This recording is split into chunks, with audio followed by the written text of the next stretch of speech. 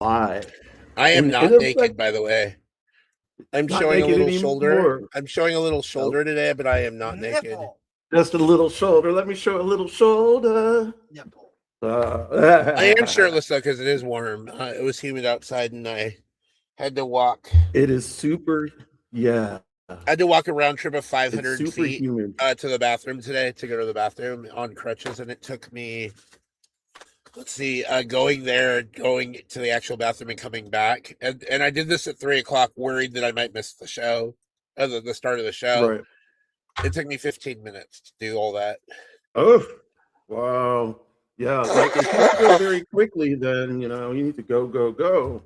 Hi, Yeah, Kelly. Hi, Quantum Quill. I love Quantum Quill. Um, He's awesome.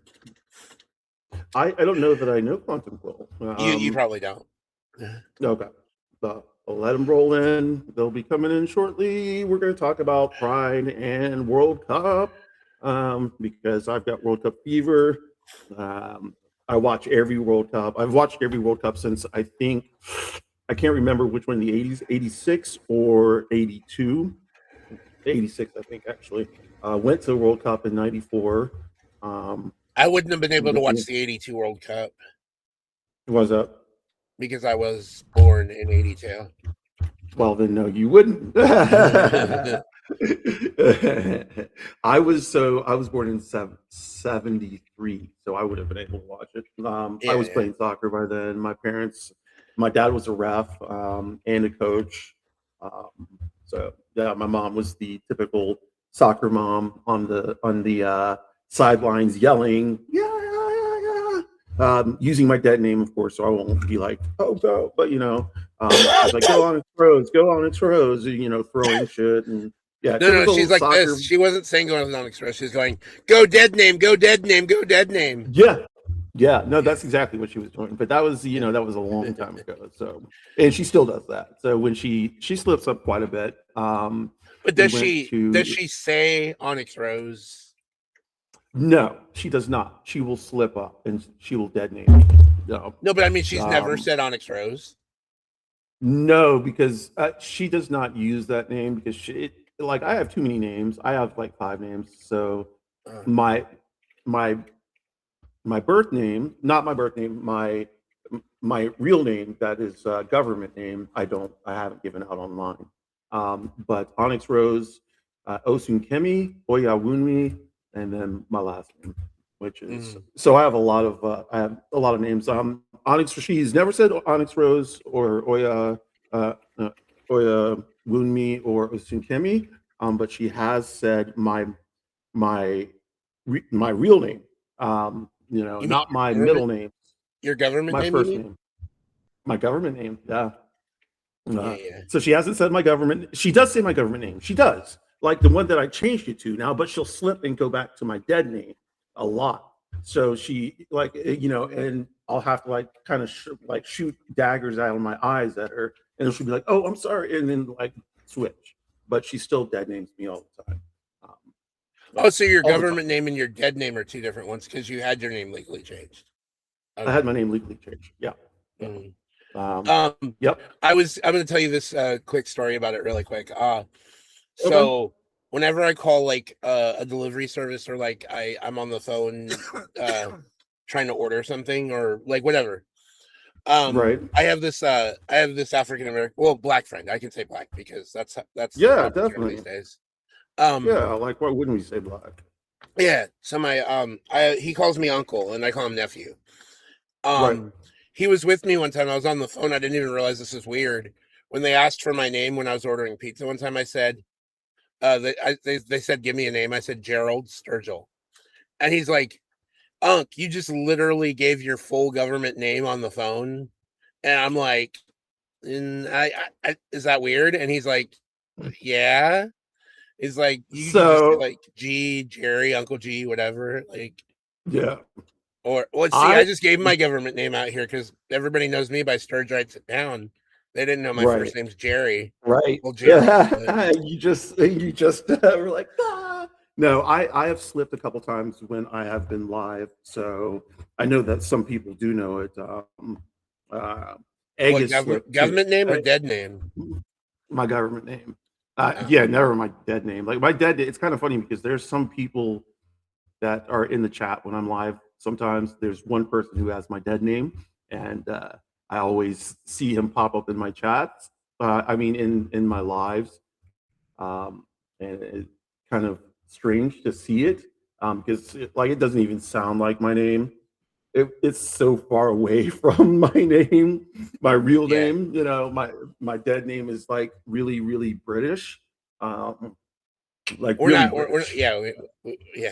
I was gonna say Yeah. let's not actually tease it Oh no, because no, no, no, no. Yeah, no. I'm not. So the problem with that is, you know, my shit is all online. My egg like paid $10 for some search and got all my shit. My dead name, my all my addresses, all of our addresses, all of my jobs. You know, $10 search. We checked all of our families. We checked Bestie. You know, we checked everybody we knew, and we could find a lot of stuff on everybody for like $10. It's Yeah, kind of scary. my information's out there too. I mean, all of Uh, our information's out there.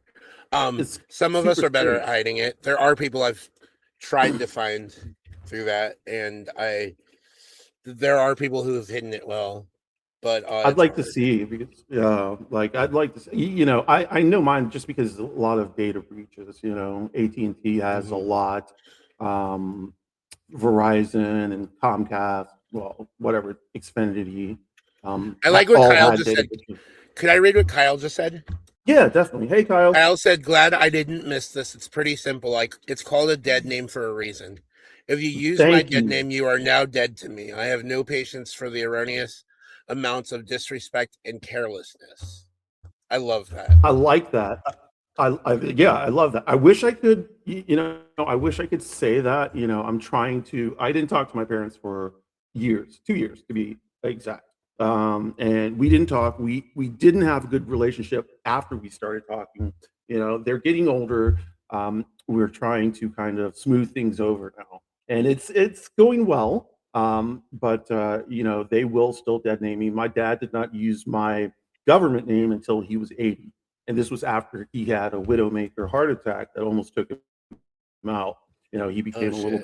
a little bit more loving and honest, you know, and like showing affection and being like, okay, yeah, you know, so it's good. It's good. It's hard for our Um, parents, I think, to adjust to things that are becoming more like acceptable and normal in society for us, like the younger generations. And I find that when you my know, mom was coming around to me, to finally accepting the fact that I didn't want to date women anymore and I wanted to date men, she was just kind of like, you know, she was just kind of like, I don't know what to do. I mean, I'm Catholic, old fashioned, traditional, Republican, conservative, right, immigrant, even. So it's right, like right, you get into this mindset, and she has to adjust. There's this adjustment period, and she's trying. So now, right. when I call her 12 years after I got with Michael, and it's been Okay, 12 years and we've been together, she's realized this is my normal. This is who I'm with. This is right, who I love. And right. And that's she's good. softened her Very good. language a lot. She's softened her perspective. I think she's changed the way she approaches it. And every time she gets off Right. the phone with us, she's like, "All right, Jerry. All right, Mike. I love you. Talk to you guys later." You know, Nice, nice. she's gotten a lot better. Oh, Yeah. um, So, Lisa said she has accidentally misgendered her cats recently, and that is hilarious. um, I mean, it's not I, hilarious. You know what I mean? It's like when it's yeah. cats. I mean, we can laugh about it, but when you misgender a person, that's Well, so what's kind of funny is I've actually misgendered myself recently, and I've actually dead named myself recently. And that oh. has not happened in years, you know, What do you think years. triggered? What do you think triggered that? I don't know. I don't know. It just like came out of nowhere. It was like a vocal burp or like a tick, and it was like pow. And then me and Egg just stopped like really quickly and looked at each other, and we started bursting. We burst out laughing because it was just so ridiculous. But yeah, so yeah, it sounds really strange to me on my tongue, and coming out of my mouth. It's even stranger to hear it, except for from my parents because I hear it from them all the time. So No. Gay male finches. That's so cute. Of my 10 finches, the hoodlums. This is what Joe said. 3 are gay males. I love that. I love that. Awesome. Yeah, we're repping the gay finches during during Pride Month. Yeah, why not? I had a female cat named Bandit too, Lisa, and oh, she was black. She ran away when I was 8 years old, and she never came back, and I was so sad. She was my first kitty. we had 2 German shepherds, and they ran away when I was around 8, 9, 10, somewhere around that. They jumped the fence and just took off. Never saw them again. Oh. Yeah. So, what's going on in the color Bendita? Yeah. It's like I may Right. have called Ursula a good boy once, and I was super tired. That's funny. Right. My brother actually lost his virginity to a prostitute named Ursula. Really? Yeah. That's interesting. I like that. Yeah. Why did he choose the prostitute route? I mean, nothing against it at all. Oh, he was addicted to meth at the time, and they were all in that life. Oh, yeah, that'll do it. Yeah, that'll do it too.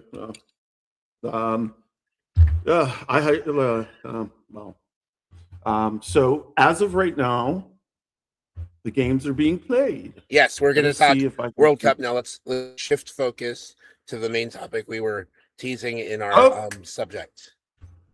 It is. Whoa, hold on. It does. Ursula does mean little. Okay, so in Latin, Côte d'Ivoire, which is Ivory Coast. Yes, and West Africa. Mm-hmm. And Curaçao's in the Caribbean. Côte d'Ivoire. Wait, no. Côte d'Ivoire is West Africa. No, it's West Africa. Okay. Uh-huh. Okay. It's pretty close to like Nigeria and Togo and all that. Is it really? It's that close. Okay. So either way, they're up. They're up 1-0 right now on Curaçao. I'm rooting for Côte d'Ivoire. That's pretty awesome because that goalkeeper is amazing. That goalkeeper set a record for a 90-minute match for the most saves in a World Cup. The previous record was held by an American. He's awesome. Like I said, all the keepers have been playing their ass off this tournament. Like I think a lot of keepers should get a lot more recognition. I'm happy that Côte d'Ivoire's mama got to come to the States. Can you hear me? Yes, I can hear you. Yeah, that's awesome. Didn't that? Yeah, Marco Rubio, the secretary. There's so many great stories that come out of the World Cup. Marco Rubio, the Secretary of State, recently overrode like something I guess Trump had overlooked, and gave the visa to the mom. Well, that's actually the first good thing he's done. Yeah. Let's see. I root for all African teams, yes, but the other teams are all black too. You know what I'm saying? That's kind of funny. I posted a meme yesterday that said, "How come Sweden and Norway have so many black players, or Sweden, like in all these other places, have so many black players?" And the meme is that, well, it's because y'all colonized every single fucking country, Yeah. No, it wasn't that. It was that we dropped bombs on their countries, forcing them to leave their country and immigrate to another country. And that's where all of these black players are, but they're, to me, they are Swedish, or they are, Dutch, Norwegian, or Dutch, Norwegian, or French. Yeah. Right. Kylian there Mbappe. are a lot of black players. Yeah, Kylian Mbappe. There's a lot of players that are, that could play for 2 or 3 different teams. But do you remember Freddie Adu? Yes, of course. Oh my God, Freddie Adu was my. He was my boy. But he was good when he was 16, and then couldn't. He was good when he was 16. He flamed out. Yeah, I know. But he peaked early. Yeah, he peaked early. It's fine. I mean. Yes, colonization, FIFA is a shitty organization. FIFA is a very shitty 100%. organization. They are shady as fuck. Yeah, I'm just gonna say that right now. yeah, But I love the World Cup, yeah. so that's not gonna cloud that. Oh God, I love the World Cup. Love World Cup. I am way I too love that this year giddy that they about. expanded the field to 48 teams instead of 32. Yes, yes, And yes. then It's they more introduced, competitive. yeah, and then they introduced the extra round with the round of 32, round of 16, round of 8. Or Yeah, no, round of 8 is called quarterfinals, then semifinals and finals. And then there's a third the place game, semifinals. obviously. Yeah. The semifinals is in Atlanta, one of them. And if you've seen the fan fest that they have, Atlanta has Yeah. the largest one, 250,000 plus people. My sis was out there last night, and she said it was fucking crazy. Like Mexico was just throwing down, like everybody from Mexico was throwing down. There was like fires, like little flares and shit. And you can see it online where they do like drone shots of everybody cheering when Mexico scores. It's amazing. Yeah, Atlanta's The fun. U.S. I want to give a quick shout out to the U.S. women because even though it's not the Women's World Cup right now, always. Yeah, the Women's World Cup happens 2 years after the Men's World Cup. It's like the Olympics, like alternating, like winter, summer, winter, summer. But the U.S. women are so dominant. I mean, they haven't been as dominant recently, but they're still probably one of the most dominant teams in the world. They will. Yeah, like they have a lot of great players. A lot of great players. Let's see. When is the next Women's World Cup? 2028. 2020. Is it 2028? I think so. Double check it. Let's see. I think it might be 2027. Actually, it could be. I don't know. Let's see. There is not. Yeah, it's 2027. It's 1 year. It's 1 year after. Yeah, it's 1 year. Yeah. So we're gonna. And then 2028 is the Los Angeles Summer Olympics. So yeah, I know. That's gonna be. Yeah. That's gonna be in Los Angeles. Well, yeah, that's probably gonna be at the Coliseum. Yeah, possibly. Well, I mean, there's a lot of venues in LA, so they could do a lot of different things. And LA's hosted the Olympics before. The last time they hosted the Olympics was 1984. 84. Is that right? Yeah. I don't know. That sounds about right. It wouldn't surprise me. That's been a little bit. Yeah. I'm sure it'll be great in LA. I like it. I hope it comes back to Atlanta one day. So I can see more. Atlanta had it in 96. Right. That was the year of the bombing. And the year that Ray Lewis killed a man. Yeah. Yes. But back to the women. Yeah, the women are bomb. Like what's her name? Sophia. There's 3 of them. They call them Cafe Espresso. And there's because they're like no, what do they call them? The espresso. Triple espresso. Yeah, triple espresso. Yeah, and it's Sophia. Vergara. OJ. No. Stop it, Jay. What are you doing, Jay? Mm-hmm. Manny, come here. I need your help, Manny. That's really good, actually. So yes, the triple espresso is the United States team known as Trinity Rodman. Capaganda. My shirt's off right now, but I'm not showing it. And Sophia Wilson, also known as Sophia Smith, and Mallory Swanson. They're all awesome. That sounds like a Sophia name Wilson out of the 80s. Mallory Swanson. Yeah. I don't know. So Trinity Rodman and Sophia Wilson are. Trinity Rodman is. Oh, sorry, Mike. Trinity Rodman is Dennis Rodman's daughter. Who, me? Yeah, yeah, I do. She does not associate with him though. So no, they're estranged. He's a weirdo. Yeah. Not because he's a weirdo. He's been doing his shit since way before everybody's been doing this. Oh no, I know that. I like that's not what I mean. What I mean is like that carries over into like his kind of like what am I calling it? Impulsive like personality and like his his kind of his tendency to not necessarily prioritize his family. Yeah, I think that just makes him a bad dad and not a bad like. I don't think that No, the his stuff, wild wearing the wedding dresses and all that stuff, that's fine. right, I don't care about all that. right. That's not what I mean. Like, But he you're just right. doesn't. He never did Yeah. prioritize his daughter or I don't know about the rest of his kids, but certainly not Trinity. No, I don't think She's he. I been don't think he very fucked with vocal any of about his that. kids. I don't think he really fucked with So any of he's his been, kids. Yeah.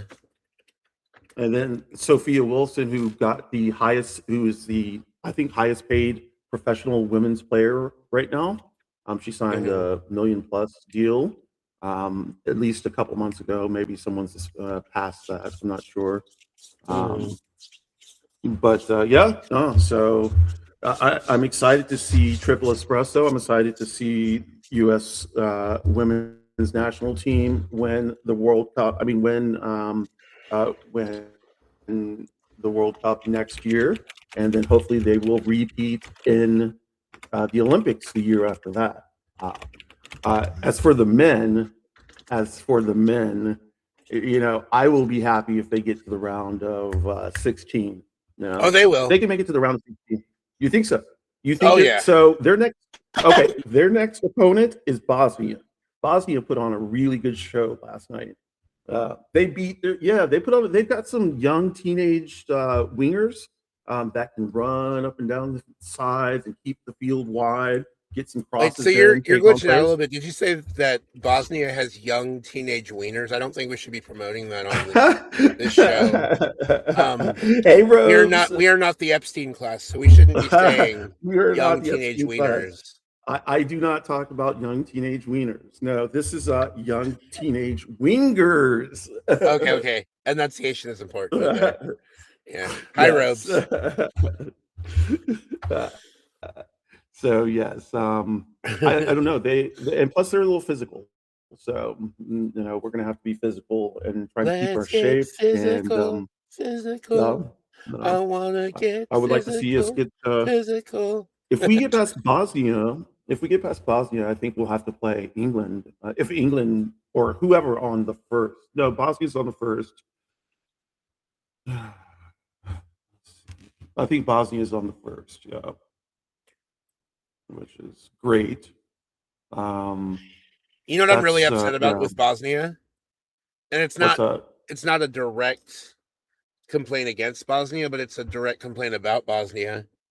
Is that all the other countries around Bosnia in the former Yugoslav republics took most of what Bosnia could have gotten as coastland, and they only have like 27 miles of coast or whatever it is. Bosnia? Yeah. Is that little piece, right. That little piece, yeah, on the Adriatic Sea. Right.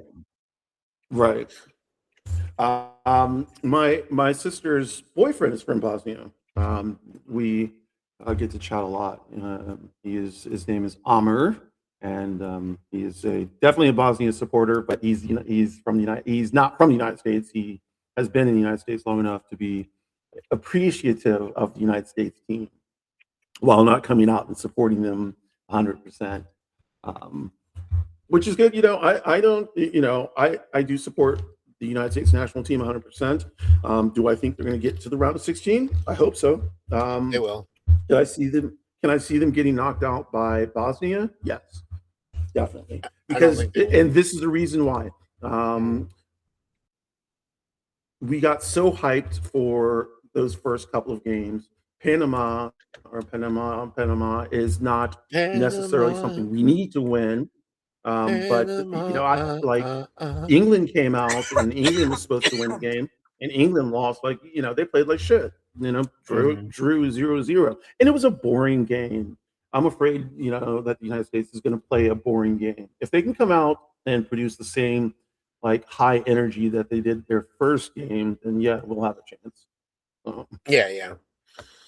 Who do you think is the favorite to win the World Cup this year? Like, in your opinion, like if you had to look at all the teams right now, who do you think would be the one to do it? I know Brazil. I know who the odds makers are saying the favorite is, but Brazil or France, I don't think Is it Brazil's got which it one? in them this year. I think France. I think France is the clear I favorite. think France. Yeah, I think France can win, but France can choke too. They've got a lot of power, but Argentina is strong. Argentina is always in the conversation. Well, Has to Argentina be. is a team that I always root for because I love my boy Leo Messi. I know you're a Ronaldo fan Me, from what I remember I, our conversation yeah, about it. yeah. It's funny. So, Uh, like, you and I both, so I like Leo Messi and you like Ronaldo. I like Chelsea and you right, like Arsenal. So it's like we're almost right, on opposite sides of like the right, debate right, in right. football. So I it's just kind of like, so yeah, it's I'm wild. not a big Chelsea fan. Never have been. I did like Chelsea.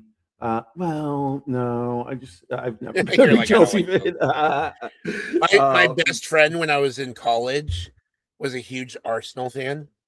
Okay. Okay. And I always teased him about it. So we Yeah. would always, whenever Chelsea and Arsenal would meet, just be like, I hope the Gunners go down in flames or whatever, Ugh, or say that something like is that. that is painful to hear. It is definitely painful to hear. So, oh, Ecuador, Germany, 26-minute, 1-1. So, Ecuador, Cote Germany. d'Ivoire, Ooh. Ecuador, and Germany. So, yeah, that's surprising. Actually, Germany's not playing as well as Germany has not been playing up to what people think they can play. Well, normally I told you I would root for Germany, but I told Right. you in this game I'm actually rooting for Ecuador because Ecuador needs this game to win, or I mean, needs this win to ensure that they at least can move to the round of 32. And Okay. Yeah. Okay. I Is feel like Germany already through? Germany's through. Yeah, they don't need Okay. to worry about this Okay. game. So, but like Mexico, they wanted to win that game last night. That's what I hope the United States does. Like, I hope they want to win the game, and I hope that they don't put the yellow card players on for Christian Pulisic. Although I hear the calls for he needs some match fitness. I hope they start fresh guys, younger guys, alternates, and let them play their ass off, and let's win. Let's see. I I do not know where you can stream for free. I actually had to buy a month of Fubo, Fubo. It's like, and seriously, it was like $60 just to see the World Cup. It's on Fox, Fox Sports One, and another Fox channel. So if you can't get Fox like that, you'll have to get a. Um, yeah, I don't think it's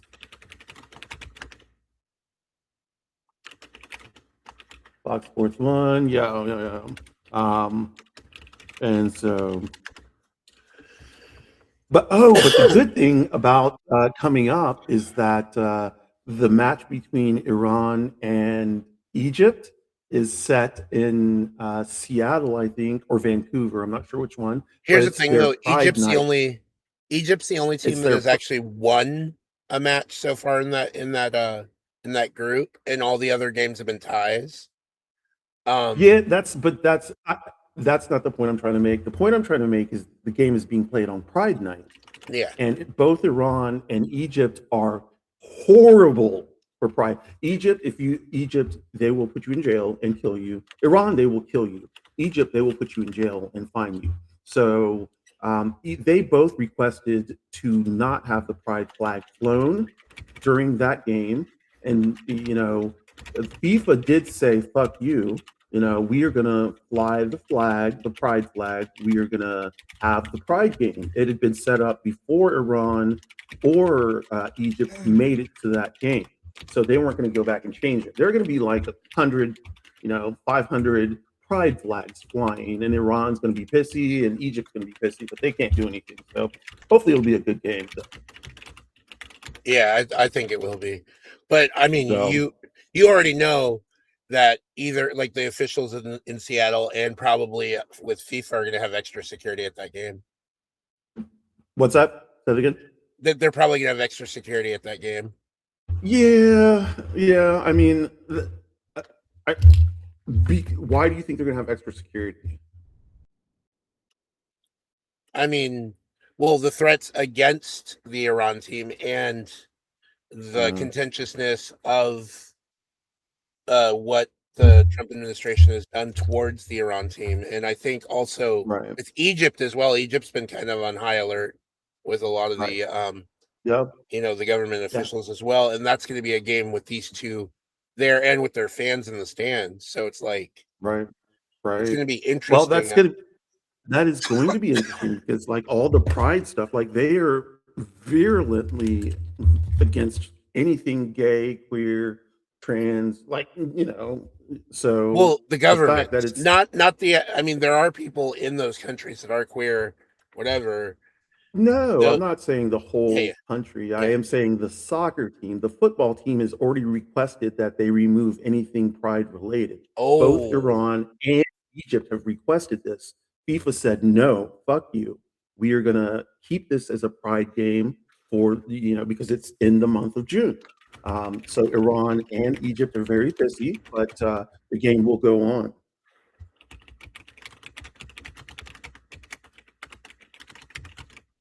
I'm typing something really quick. I have an old friend who's Iranian,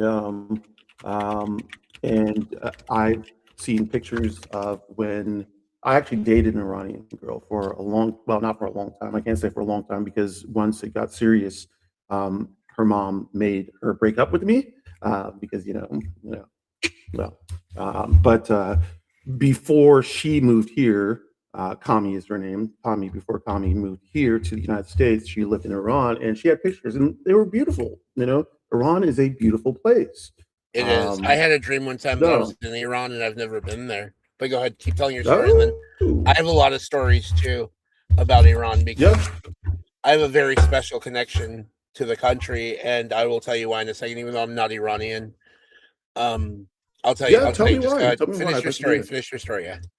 Oh, I'm finished. I'm finished. Oh, Go ahead. okay.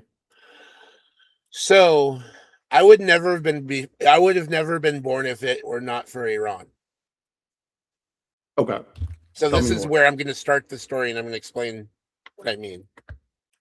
Okay, So in 1978, my mom was working as or it was 78, 79, somewhere in there. My mom was working as a nanny. I think she came to the country in 77 before the revolution. okay, So she was right. there working as a nanny for a wealthy Persian family.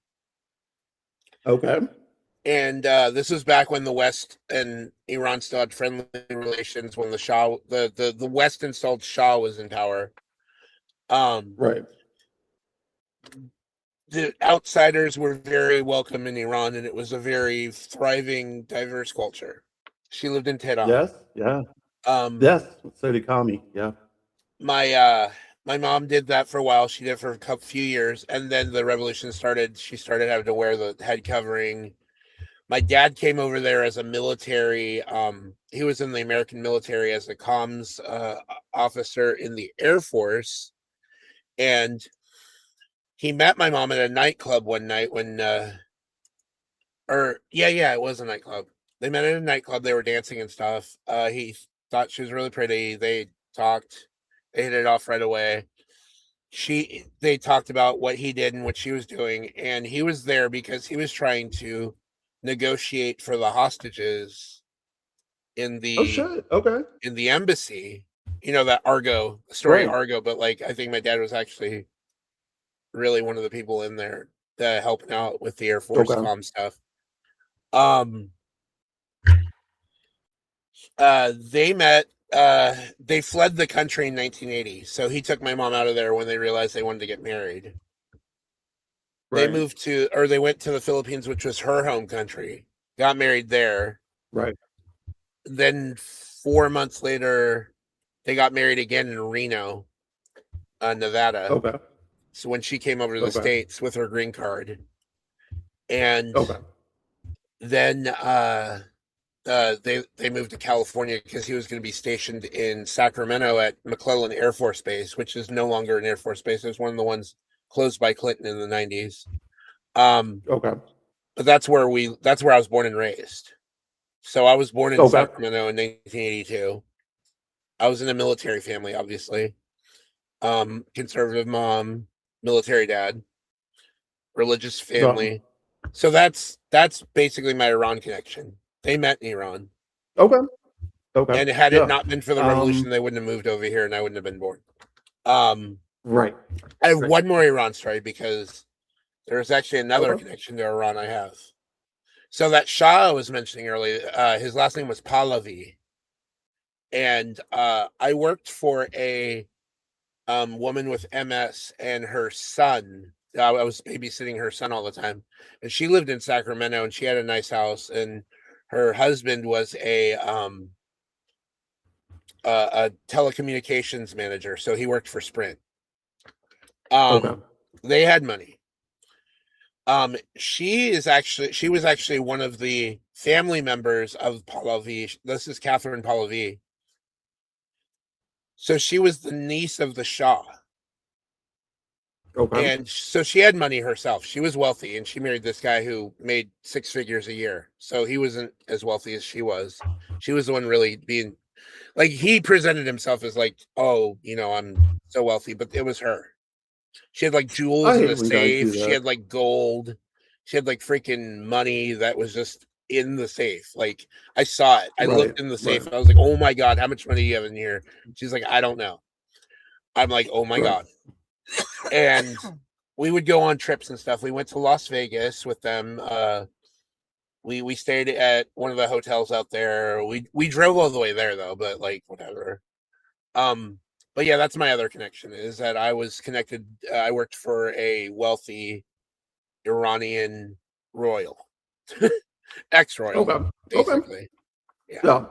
Um, so one of my close friends growing up is from Iran. He and I was close with him and his family for a long time. But then, of course, when I started transitioning, that kind of fizzled away. My ex-girlfriend, is from Iran as well, and that stopped immediately because her parents gave her the choice of continuing with me and leaving their house and being disowned basically, or break it off. So she broke it off. But uh, aside from that, the people of Iran have been nice to me. I don't have a gripe with the people of Iran. I think it's the government. You know. Now that being said, I don't know any Iranians that would. I don't know how Iranians would think about trans people. Like Depends you on the know, person, my really. I believe. It depends on the person. I wonder what Iran as a country thinks about trans people. Uh, I wonder what the majority is, or majority thought process is. I Did you guess watch that that can't come movie with out. Sally Field? Not Without My Daughter. No, I didn't. No, I didn't. I've heard That about was that. that was a movie about an American woman who came over to Iran, married an Iranian man, Right, and she brought her daughter over with her. And it got very abusive very quickly, and she had to escape the country to get away from this guy because he was, yeah, she could have right, died if she'd stayed there. So she had to sneak out of the country. She had basically these guys driving her up into the mountains and stuff and going across into Turkey. So that's how she had to get out. She right. had to get into Turkey. But that was the Okay, whole movie. It okay. was like really, really good. Yeah. Sally Field is an amazing That's actress. Yes, she is. Yes, she is. I will. Yeah. I've heard about that movie. I just have never seen it. I just watched Uh, actually recently. I just watched a Persian language movie or a oh yeah, Farsi. It's Farsi. Yeah. Farsi. Yeah. It was a Oh my gosh! It was a was it a Golden Globe or Oscar nominee? I think from a few years ago, or maybe last year. Oh fuck! What was the name of Okay. that movie? Hold on, I'll tell you in a second. Movie Oscars. No, that's not it. What is it? It was just an accident. It was submitted to the Okay. Cannes Film Festival. So that's how I know about it. Jafar Panahi was Okay. the director, and they filmed it in secret because in Iran you have to get a permit to to record. And he didn't have permission to do this movie, and the movie was very critical of the government because it was basically talking about these informants that they hire to spy on people and get them sent to labor camps and stuff. So when the movie came out, the Iranian director who had been famous for other movies was actually jailed. He's in jail right now for a year for making that movie. He decided to return to Iran and face a sentence. See, why? Because he wants to continue to live in Iran. He wants to continue to live in Iran and make movies. Yeah.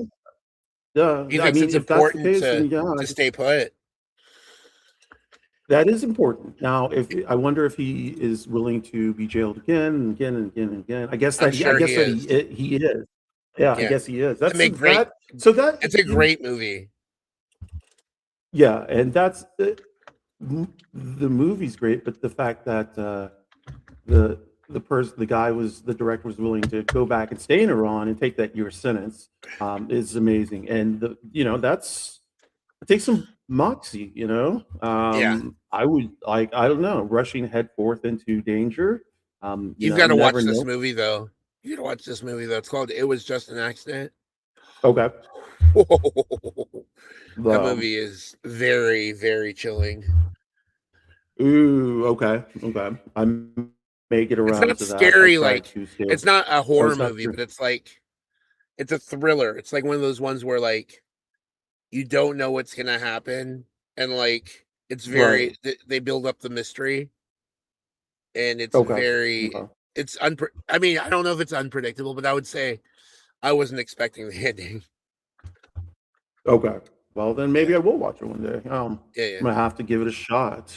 One thing we should do one time, maybe me, you, and Brandon, or me and you, is pick a movie, watch it, and discuss it. That'd be great. But give Ben and Walter a run for their money. I'm kidding. Who? Ben and who? Ben Ulansey and Walter Ryan. Oh, do they do movie things? They do this thing where they discuss movies. Yeah, every week. Oh, we can do that. It's fine. Okay. It's fine. Ben's my friend. So I don't know Walter. I don't know Ben. I don't know Walter. I know Walter too. Walter's a friend of mine too. I've actually collaborated with Walter before. If you go back on my page, I have a video with Walter. So I've seen his stuff. He's seen my stuff. Wait, you be showing your stuff like that? Does Egg know this? Yeah. Egg knows you're showing your stuff to different guys. Yeah. Egg is. Oh wait, hold on. Not mine. No. Hold on. You're Ludacris, right? You're like, I got hoes in different area codes. Area codes. I got hoes. Luda just came out with a new album. Did you hear Mike? What? He's like, you're a hoe. No, I didn't. Luda just came out with a new song or a new album, maybe a new song. I love Luda. Came out with it, and his verse on that song is really good. He's still got his flow, Punchy, one of my favorite songs from Ludacris to this day is still "Blueberry Yum Yum." I don't think I know that one. Yeah, you do. Oh, I do. He's talking about weed. Blueberry Yum Yum. Yum. Yar! Love me some weed. Let's see. Hold on. So let's see what the look for that one later if you don't think you know that one, and then see if you can. Which one is that? The Blueberry Yum Yum. Blueberry Yum Yum. Okay. Sorry, y'all. My lips were just feeling dry. Had to take care of that. Okay. Got to go back pretending to work. Thank you, Kobanga. Propaganda. Yeah. So is it propaganda? Yeah. That's what it is. Propaganda. Yeah. Yeah, because it would rhyme with propaganda, but there's a C there. Yeah. Propaganda. So yeah, same score. Germany and Ecuador tied 44th minute. We're not in the second half yet. Cote d'Ivoire beating Curacao. So who do you think is going to win? You know what the shock is? That South Korea may not go through. Everybody thought that South Korea was going to be second over South Africa. in in Group A with Mexico, Czech Republic. They didn't go through. I mean, they may not go through. I don't think they are. But here's the thing that does shock me a little bit. But the thing that shocks me even more is that Turkey's not going to go through because everybody was saying Turkey was supposed to be the second place team with the USA, Australia, and Paraguay, because Paraguay was expected to finish last. Because I mean, Paraguay, I mean that they're not really one of the powerhouses in South America. Like you think about teams that are good in South America, you think Uruguay, Brazil, Argentina, even Chile is better than Paraguay. Some years. Ecuador, Venezuela, Venezuela, Colombia. Colombia,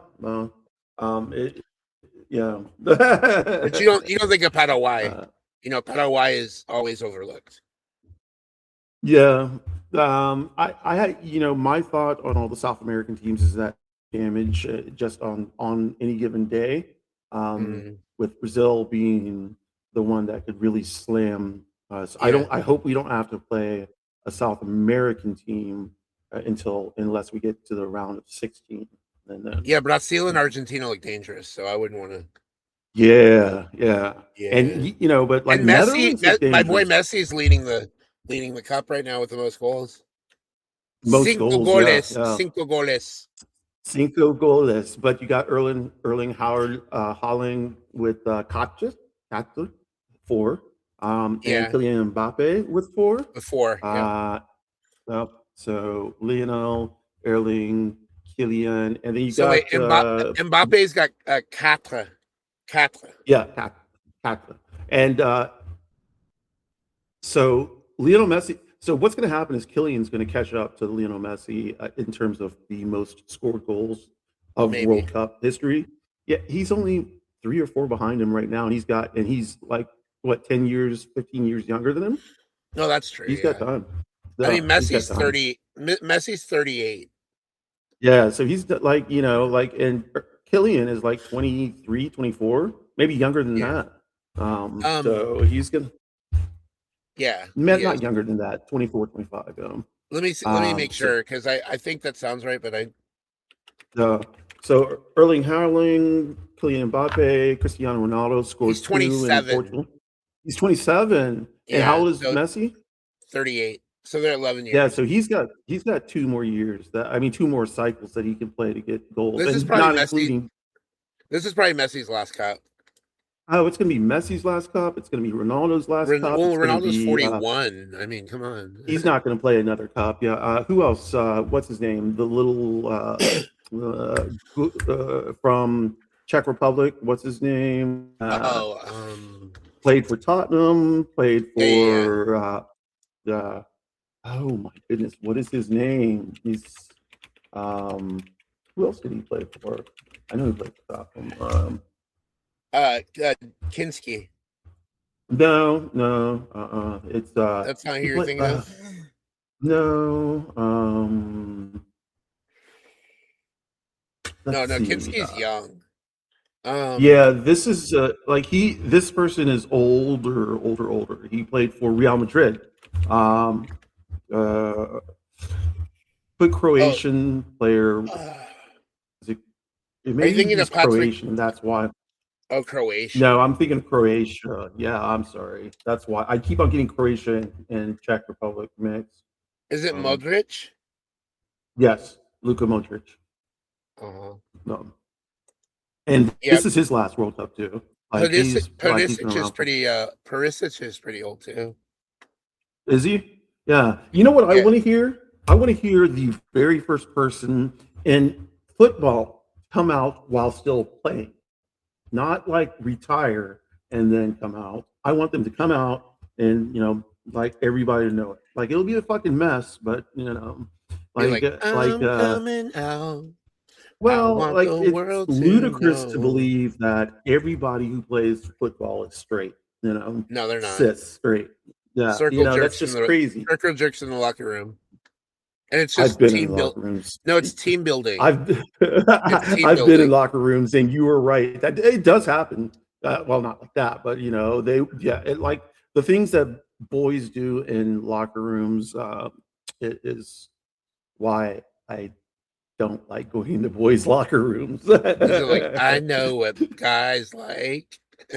I know what like I've lived that life, so I unfortunately know from that side what sports guys are like, especially football players, not real football players like American football players.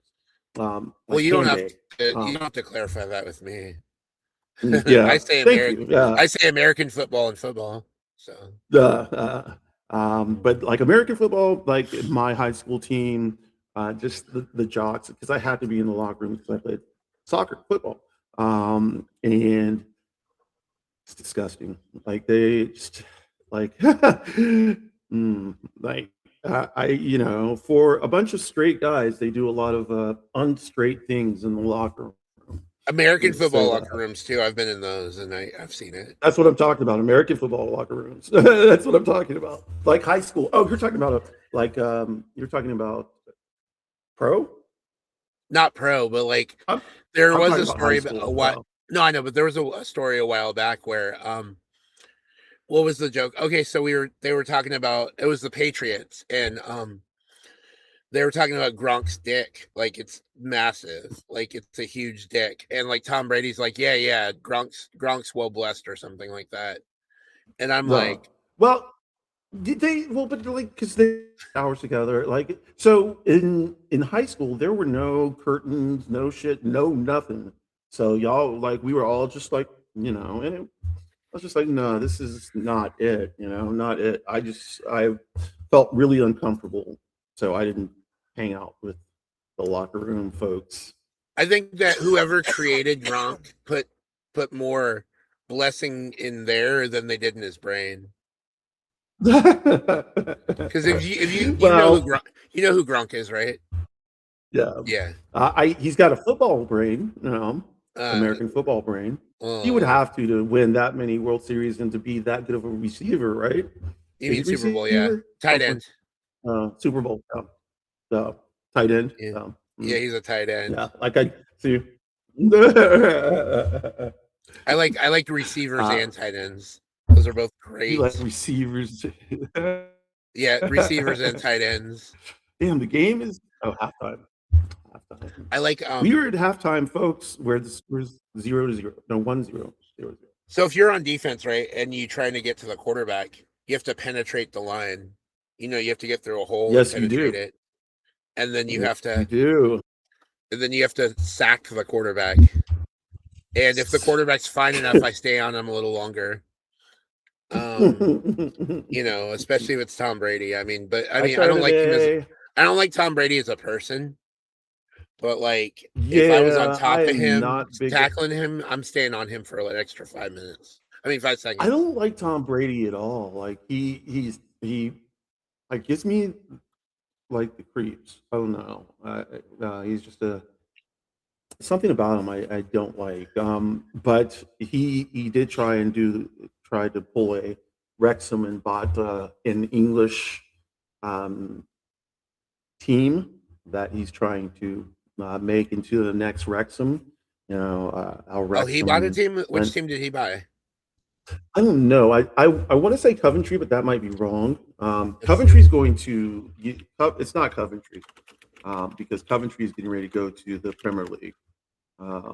Birmingham City FC. Yeah. Yes, and that is Wrexham's. One of their rivals. Like they have both come up in the same way. Although Wrexham went back to back, which has never been done before at all. And I was hoping, and everybody, well, I don't know if everybody, but a lot of people were hoping that they would make it to the Premier League this year. And if they had done that, that would have been back to back. And that, like, I don't think that will ever be done. Well, Birmingham is in the championship. Birmingham is in the championship, so they only have one more. They only have one more. But see, they weren't. Birmingham and Wrexham came up together. They were in the lower league before that. Mm-hmm. Yeah. And so yeah, Birmingham and Wrexham, and I do like Birmingham. They have been. I think they've been in the Premier League before. Have they? I don't know. Let's see.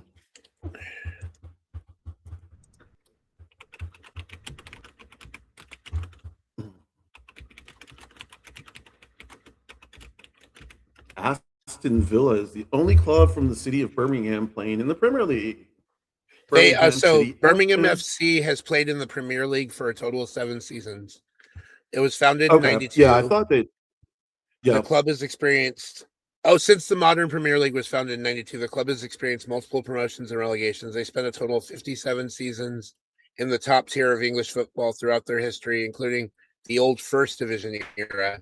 And then in 2002 to 2006, earned promotion through the playoffs under manager Steve Bruce. Their highest finish during this time was 10th in the 2003-04 season. Then they got back in there one season, 07 to 08, after they were relegated, and bounced back up. Oh, they were relegated that year. Sorry.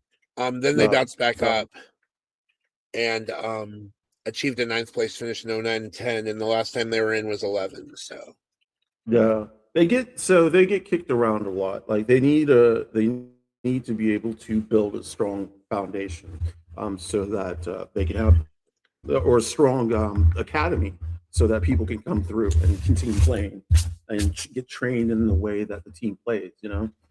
Die. Yeah. Wait, why am I saying that? Oh, because that knew the World Cup song. Go ahead. United States needs academies. For the amount. Okay, we should have a team. We should have a World Cup by now. If we could move all of baseball into football, or something like that, make football. Are you suggesting that? Are you suggesting that the goalkeepers pitch the soccer or the football to to a baseball player and then they hit it into the goal? And then they hit it into the goal. Yes. Home run. No. Wait, hold on. This is going to get me confusing. Home run. Home run. Like goal, but like home run.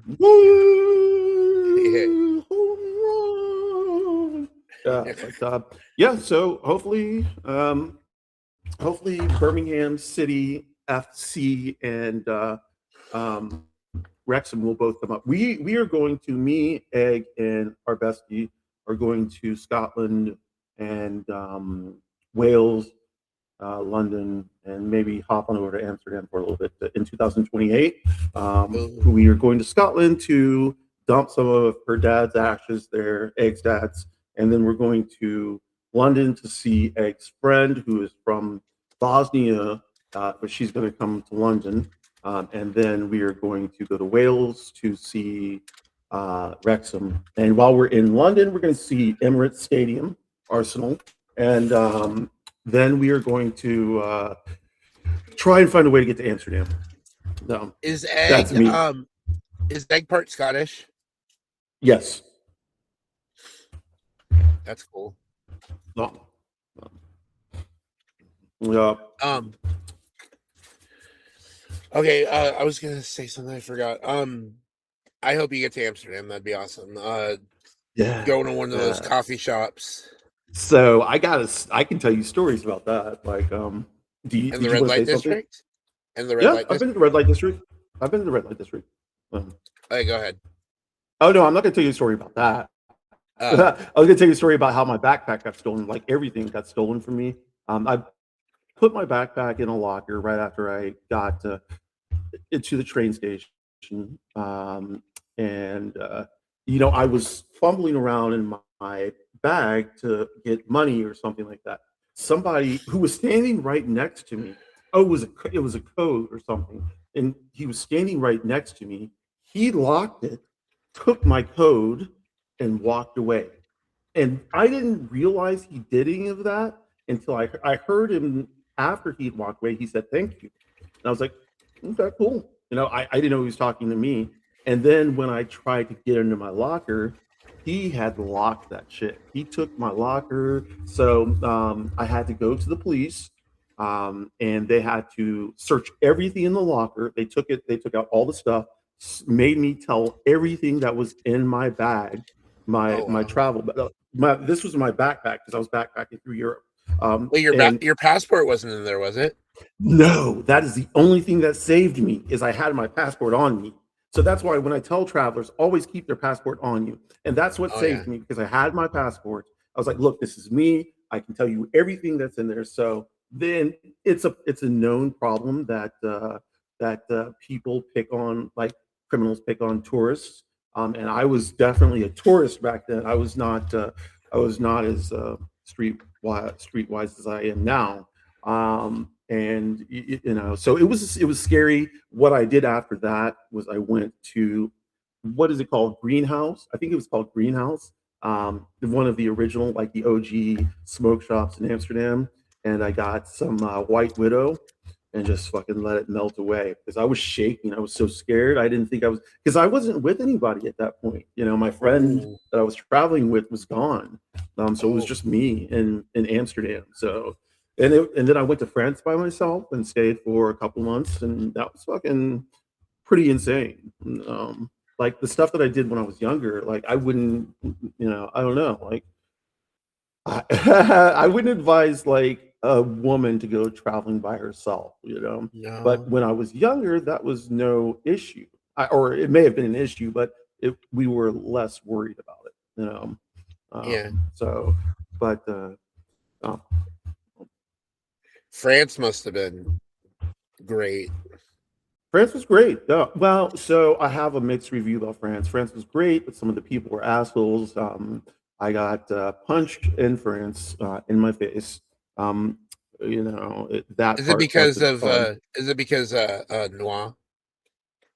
What? Le Noir?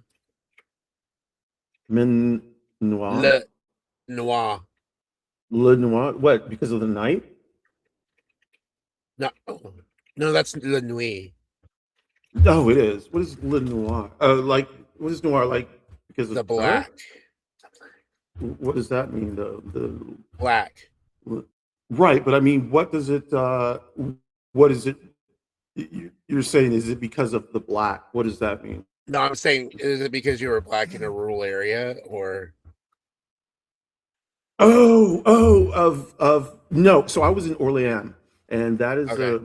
while not a big part, it is big. Yeah, it's big. It's where Joan of Arc is from, or Oh was yeah, from, that is a that good decent stuff. size city.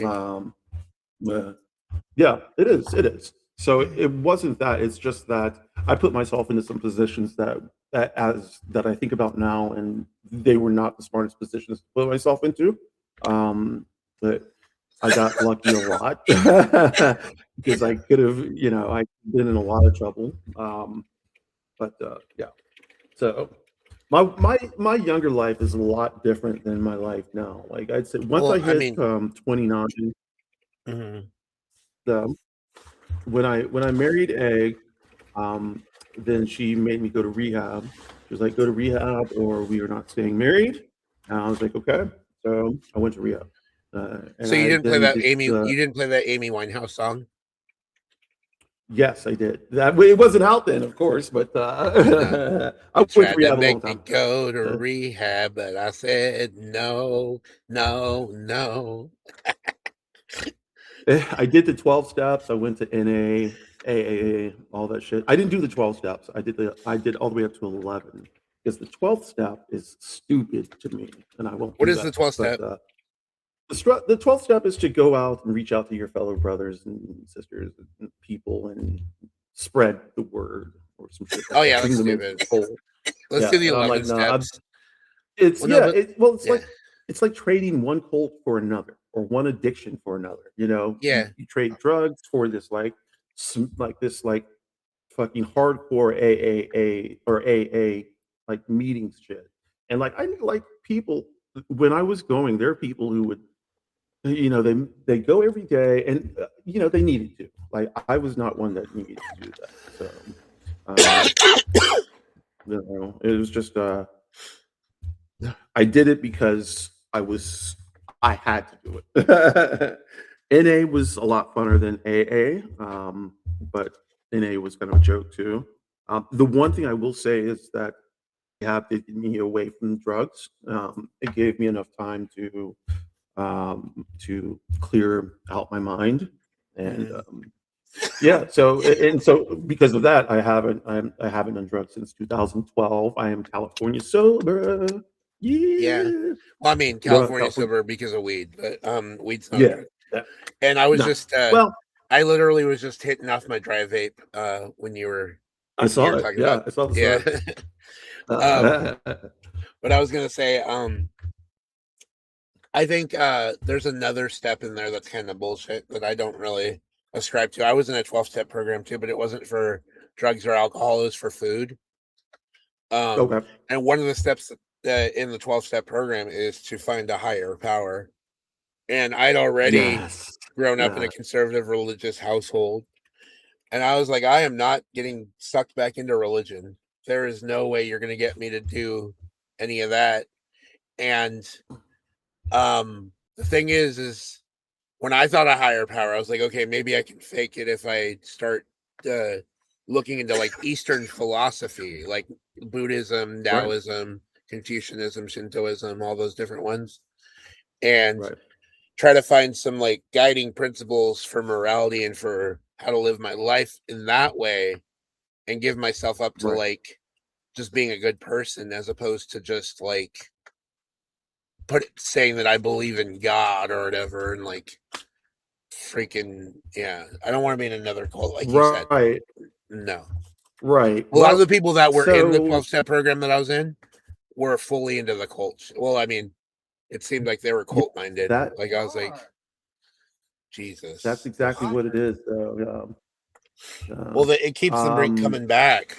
If they were actually committed to getting people to stay sober or to do whatever it is the program is designed to do, and then have them be done and not need the group anymore, then they wouldn't have a group. Like the group would just be nothing.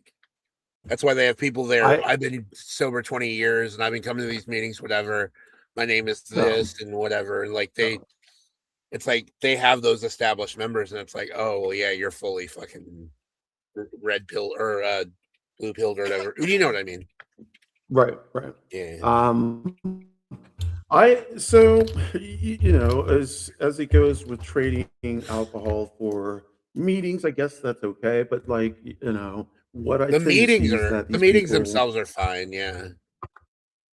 But like it's you know, one thing I noticed is that everybody smoked a lot, and that's okay if you smoke, but you know, it's really trading one addiction for another. Here we go. Yes, and it's an even worse addiction. Well, alcohol and cigarettes are, you know, to me, they're both horrible. And I smoked for years. I smoked from 16 to 42. Oh, so you just quit like 8-9 years ago. Or am I doing the math right? I am 50. No, that's 52 right now. I'll be 53 this year. Well, then you're gonna be 11 years this year. Yep. Mike's stopped smoking for 11 years also, but he's 30. He'll be 38 this year, so he quit when he was 27. Okay, that's he good. went from 16, he went from 16 to 13 to 27, and he started smoking at 13. His mom forced him to smoke a whole carton of cigarettes. When I don't even remember why did she do that, Mike? She never wanted to listen. Oh, okay. You heard him, right? She didn't make me. She just like you threw them at you. Oh, she threw this carton at you, and then you just smoked them, and then you got on a 3-pack a day addiction for like years. OMG, 3 packs. That's walking. He chain smoked them. Yeah, so when he was married to his ex-husband, and they were in you don't want me telling your story, Mike? I'm sorry. I was just gonna say that you That's went don't smoke cigarettes. To the res. That you went to the res and bought all those packs because they were there. Oh yeah, that makes sense. Yeah. So he would get like it was like $15 a pack at the time. He'd buy like a whole truck, like a truck bed full of cigarettes. Right. Yeah. I remember that. I remember that. Like, but now I see the cigarette prices now, and I'm like, yeah, this is good. It should be $11, $12, $13, $14, $15 a pack. I don't really know how much it really is, but they're expensive now. And It I depends see on what people. state you're in. Missouri is the cheapest for cigarettes, and Okay. I think it's New York that's the most expensive for cigarettes in the U.S. I see people smoking now, and my brother-in-law he's a cool guy, but he still smokes. But he smokes e-juice, like nicotine, like Yeah, liquid yeah. nicotine. Oh, that's Vaping. what Mike does. And He vapes now. okay, so my bro he smoked cigarettes, and then he stopped, and then he started smoking again, and now he went to vaping to try to get off of smoking but he's having a hard time reducing the vape. So it's Vaping isn't nicotine. really vaping isn't really Nicotine. like terrible for you. I mean, it's not. I'll be honest. Yeah, I've vaped. vaping's yeah, no, vaping. I think the studies show that vaping is pretty bad for you. Yeah, like popcorn lung, um, uh, um, and I don't know if vaping dry versus like weed versus nicotine is different. I don't know. I understand that vaping is probably better with weed. Um, I don't know about nicotine. I don't know. I've vaped once in my life, and it was a PAX. I don't know if you've heard of a PAX. Like it was Mhm. the first generation of PAX, and it was a dry Those are vape. the disposable ones. Yeah. No, it wasn't It wasn't disposable. It was just called a PAX, PAX, and it was about this big, and it was slender, and you put the weed What? in the bottom. Oh, And it's a weed. It was a weed vape. yeah, weed vape. Oh, that's PAX weird. I thought you meant you. I thought you did a. I thought you did a nicotine tobacco. vape before. No, no, never, never. When I turned like it was one day when I was at work and I was in the parking garage smoking, and I looked at the cigarette and I was like, you know what, this is fucking nasty, and I stomped it out and threw the pack that I had in the garage in the trash can, and I haven't smoked since. And now every time I smell it, it makes me nauseous, and it makes me like, the fact that I smoked so long. Mhm. I can't handle the smell anymore.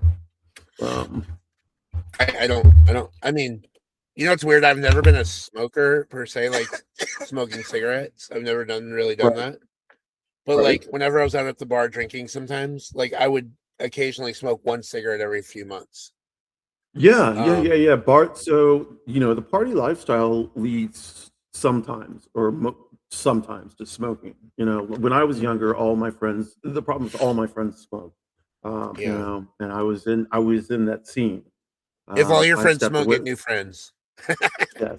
Yeah. Seriously, seriously. But that makes it. You're like, oh fuck, I'm gonna get rid of all my friends just because they smoke. And I actually what was I gonna say?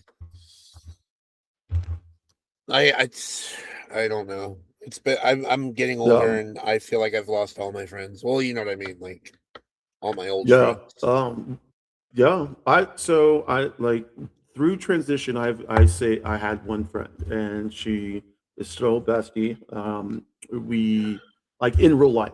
In real life. Yeah. I really don't have a lot of friends in real life. I have one friend in real life, that meaning in where I am in the A. Yeah.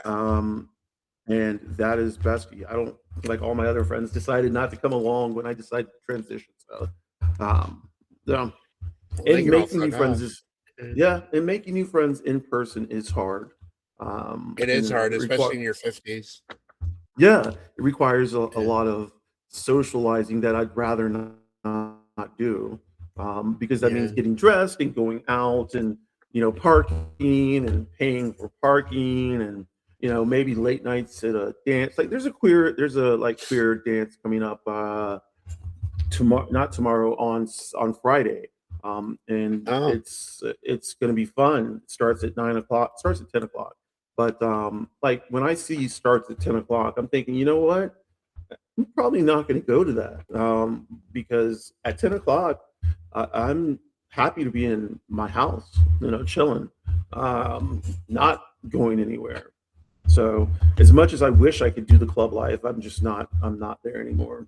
So, Um, well, I mean, when you go out, when you go out to meet new people, it doesn't necessarily have to be that kind of stuff. Like, there's also like events where, like online events that get planned, like sporting, like dodgeball or yep. whatever, or game nights, like where you play Yeah, board yeah. games together or like cards or whatever. Right. You are Um, 100% right about that. for me, There's something called Transtroy. Go ahead. Go ahead. in my go ahead and say what you're gonna say, No, and you then go I'll ahead. I in was just gonna say something about. transphobia, yeah. Go ahead. In my 20s is well, my late 20s, early 30s. That's when I started meeting new friends through game nights and stuff, like board games. Okay. And Okay. that was my crew for a few years. There used to be a place in Atlanta called Caffeines, and it was a coffee shop with board games and Oh, that's fun. music. So yeah, and it was great. It was a great idea, but it didn't last a long time. I think people, Oh. want it was in a place where it was next to bars and shit like that. So probably not the best place to Yeah, locate. they probably should have moved Um, that to something a little bit more like in an area. Peaceful. Yeah, Peaceful. Yeah. exactly. Yeah. But yeah, you do that. There is something called Trans Joy that happens every third Wednesday of the month at a gay club. And the from 6 until 9, trans people come and play board games and hang out. And That's if they fun. yeah, and if you want to stay, then you can stay, but usually then all the gay boys come in, and then it's like there's a bunch of trans women, and the trans women kind of scatter. Non-binary people are maybe in there, but it's really a gay club. So once 9 and 10 o'clock hits, the the crowd changes, pretty Mhm. rapidly. Um, To a bunch of straight people mixed in with gay people. Well, yeah, no, just a bunch of gay guys who No, sometimes are do you get what not. I'm saying though? Because like straight women now and What? straight men, like straight women especially like to go to gay clubs with gay men. Yeah, well, yeah, because they're safe. Sure, Yeah. theoretically, anyway. No, And then you even know. now I've seen some straight guys going to gay bars and I'm like, I know, do you just want the and so attention there's. or Well, that's what I'm trying to figure out. Like, if you're a straight guy, cis, and you're going into a club, why are you, a gay club? Why are you going there? Why are you going there? And that, I had to ask myself that question because that's what I was doing. I know what I was doing. I was looking to see, what my sexuality was. So I was going to gay clubs by myself, um, and my friends didn't know. But yeah, straight guys going to gay clubs. Maybe they're not straight. as Maybe straight, they're not yeah. 100% straight. Yeah, Yeah. I was gonna say Maybe they're not as straight. Yeah. I fooled around with a few straight guys in my day. How did that work out? Uh it was what it was. I mean, in the Um, moment, whatever. There's this guy who came over one time. He responded to my ad. I put it on like a website or whatever. I think it was Craigslist. It was okay. like probably like 20. No, yeah, 20 years ago probably. He said he was married, Right, straight, right. whatever. He came in and he's like, I said, what do you want to do? He's like, can you just like suck my dick and jack me off, whatever? And I'm like, Yeah. okay. I did it. He came really fast and left. I was like, okay, that's cool, whatever. Yeah. Brandon's I here. mean, no. Yeah. No pay or anything. I mean, No, at least no collect. pay. I mean, I could Um, have. I'm not a yeah. prostitute though, so. I mean, I don't know. Like, what is a little money for in exchange for services rendered? Well, here's the thing. You I know. always say that people don't realize they're accidentally prostituting themselves when they date people because you go out, you buy drinks for each other, you buy food, or or if it's a one-sided thing, you're the one who's poor, and the person that you're meeting up with has the money and buys you food and drinks, whatever, and then you have sex afterwards. So there was an Right. exchange there. There was an exchange So there. here's the Well, here's the thing. This is what I tell Bestie, Mishmish. I tell her, I told her just last night. I was like, prostitutes, and we were talking about prostitutes. We were talking about sex work, and how to me, there's nothing wrong with it. Like, yeah, okay, it's not safe sometimes. If we could make it safe, that's good. But I keep on telling her, everybody sells their body. It just matters what part you're in. So sex workers sell their physical body. Corporate workers sell their mental body, their mental, or their physical. Like in corporate workers, I know a woman who has worked so hard, she's now had a nervous breakdown. This is it's beginning to affect her mentally. Yeah, so they are selling their bodies. They're working so hard, and then people who look down on sex workers, I'm like, hey, wait, are you working 50 hours a week? Because if you're working 50 hours a week, then you're selling yourself too. It's just a different way. Like some people don't. Some people look down on sex workers, and I'm like, well, I'm looking at you and seeing that you're chained to the corporate ladder, and not really going anywhere, or like working so hard so you can get a raise in a couple of years and maybe get up to sea level. And like, do I, like, pushing on up the corporate ladder, is that really what you want to do for the next, I don't know, 30 years, 45 years? Probably do. Yeah, there are people who are stuck in that, like, in that lifestyle. Like, my bestie is an only parent to two children. So she has to work.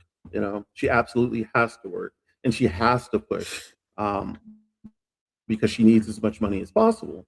And it's unfortunate because I hate that she has to do that. She's put her passions on the backside, but has, in a certain way, has made work her passion and her life's duty.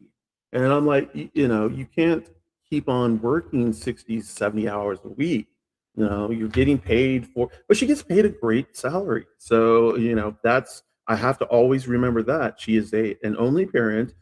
She works her butt off. She makes a lot of money. But money's not the only thing. And, so, I don't know. Me and my therapist got on this. I sold myself to the corporate world for many, many years. So did I. For 22, and then my body just had enough, and for the last 8, I haven't been able to go back. But at this point, I don't know. I mean, it doesn't sound like a great thing to say out loud, but I kind of hope I don't get into a better physical condition, or that my body stays. No, okay, I can't say this. I don't want to say that. I know what you're trying to say, though. At least I think I know what you're trying to say. Yeah. So when I think about my life, I don't think about work. I don't think about the daily grind. I did that, and now that I've had time away from that, it bothered me so much. I was not in the right frame of mind when I was doing that. It was just push, push, push. And now that I've been away from it for a while, I tend to think, in terms of like, working is just manual labor for me. It's just labor, and I'd rather labor with things I love, and the labor work, like, a lot of places that now the place I worked, the magic shop, that was fun, and I worked at bookstores, that was fun, but once again, that's retail, and you have to do retail shit, and I am not a retail shit type of person anymore. I like to, what I did was, I talked to people. If they needed shit, I could find them shit. But it's customer care is more what I was doing. Building relationships so people come back, and so people have a good experience. Create a atmosphere that's friendly, and inviting. And I did all those things. I was very good at those things, but I don't want to do those. I mean, not that I don't want to do those anymore. I just don't want to do those like where I have to stand up. I can't stand up much anyway because I'm pain, but my Crohn's disease is going off. But so yeah, when you're in chronic pain, like we been are, working with the, yeah, it's hard. So to stand. I've been to the. I went to my Crohn's doctor today, and immediately he ordered blood tests and poopy tests because Crohn's, so I had to fill 2 vials of poop, and they took like 12 vials of blood today. I would have brought the poop with me beforehand. I didn't have the vial. No. I would have carried it in a brown bag. Right. So the unfortunate part is that one had to be frozen and one has to be put in the refrigerator, which is pretty disgusting, but whatever. I've been doing this is stuff that I'm so used to that, I had a fecal transplant in 2017. I think I had one of the first fecal transplants in Atlanta in 2017. Oh wow. It was kind of crazy, but I haven't had C. diff since then. So wait, hold on. OnyxRose, I gotta say something funny. I'm about to make a joke. Go ahead. Okay. You said Dr. Wolf. Shout out to Dr. Wolf. Yeah. He's my gastro. Go ahead. All right. So you have a vial of it, right, in the fridge, right? So no, this is okay. Hold on.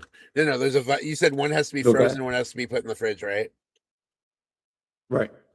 So there's a tub of an unknown substance, a brown unknown substance in the freezer, right? And Egg gets hungry one night. Like she's like, I want a midnight snack.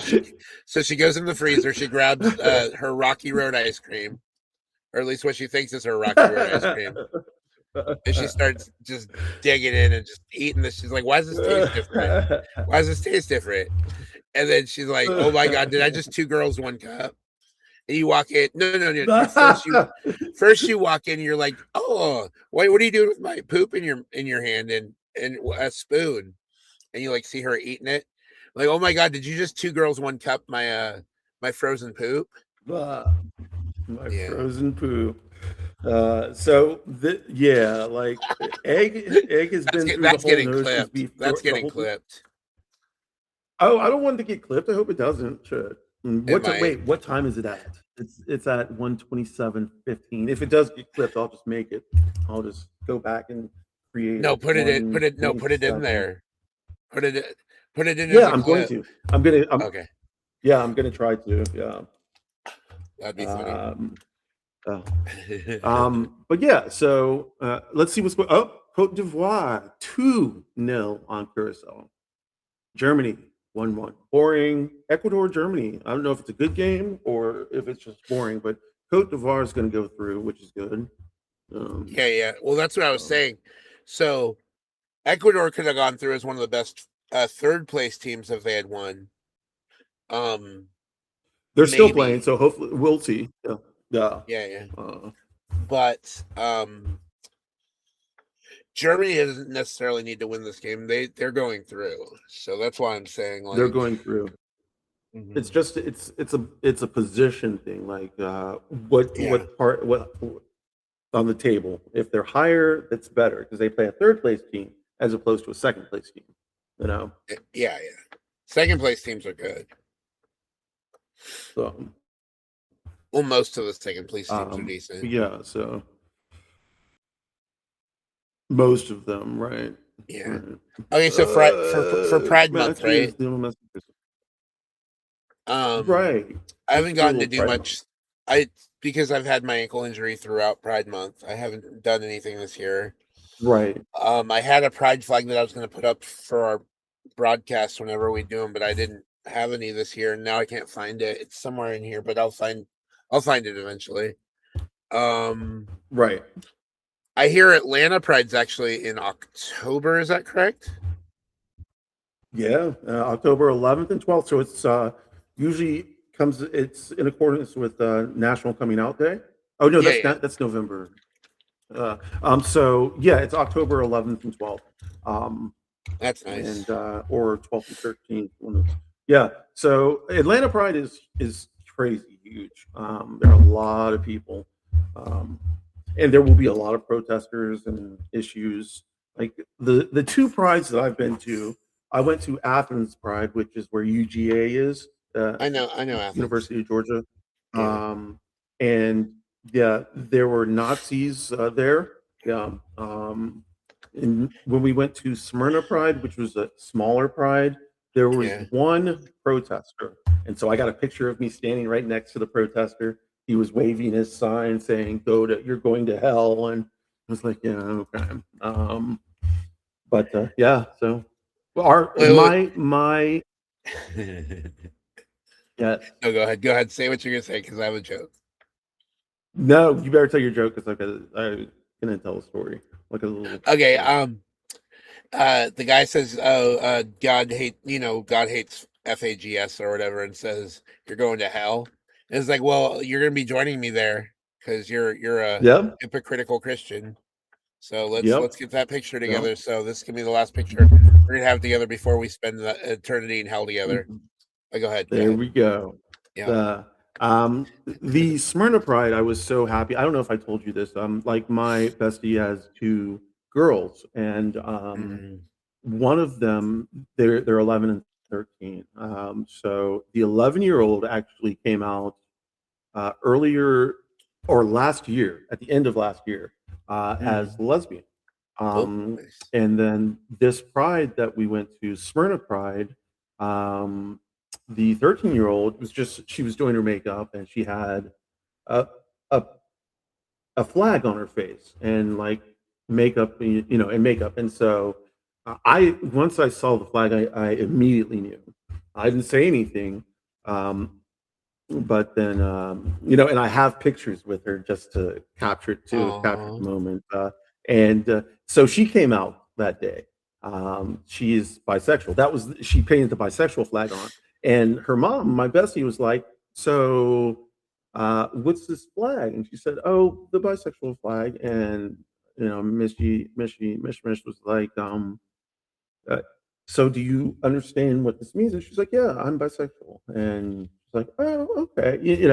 And what I'm trying to say is like these two girls looked forward to this pride for an entire year because we went last year and it was so good and it was so family oriented. There were no creeps, and to see little children running around, uh, you know non-binary, trans, cis, all playing together, and celebrating Pride, and then to do it again this year, and they were so fucking happy, and it was so much fun, and they to to be so young and to be so certain of who you are is amazing, and while their sexualities may change, and while their gender may change, they have started the processing of these emotions and feelings earlier than I ever did. But yeah, it was a joyous time. Nice, I like that. And the image that you kind of described of all the children playing together from all backgrounds, that is a world that I want to see someday, just everywhere, just beautiful. Yeah, everybody just coming together and just no matter what, like play together. And Pride is really good like that. I like smaller prides because of that. It's more comfortable and it's more, it's more family friendly. For the Russians. What's that? Mike said that for him, his childhood was kind of like that, being around people in different backgrounds, different cultures, because he grew up in what a lot of people would consider. Well, I like to call it a working class neighborhood, maybe a poor neighborhood, but some people would call it the hood or the ghetto. This little ginger boy right here, he was surrounded by Hispanic people, black people. Like it was it wasn't a majority white neighborhood, obviously, but he felt comfortable in that environment because we're from California. California is very integrated, very tolerant, and very No, it's not. No, it's What? not. Los What are you Angeles, talking- you got Hispanic people in the Mexicans in Los Angeles, Hispanic people in Los Angeles hate black people. They're fucking beefing all the time. Yeah. Oh, look at all the gangs.